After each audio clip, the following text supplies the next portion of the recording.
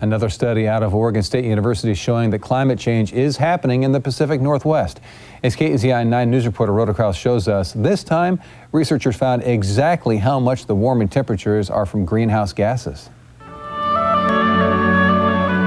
And it's a little bit like listening to a few bars of music and then figuring out which instruments are in it. You know, oh, I can clearly hear an oboe. Oh, I can clearly hear a violin.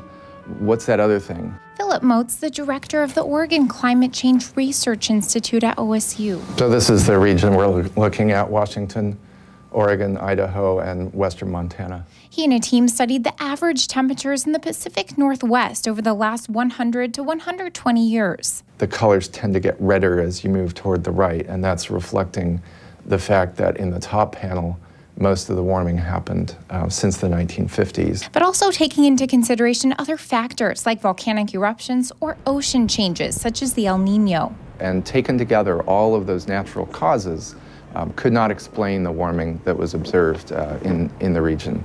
An average increase of 1.3% degrees Fahrenheit since the early 20th century. And that may not sound like much, but that corresponds to a rising of the freezing level of roughly 600 feet. We also noticed a very strong increase in the temperatures on the coldest night of the year. So what about the snowstorms that hit the Willamette Valley this last winter? Those extreme cold events have been happening much less frequently.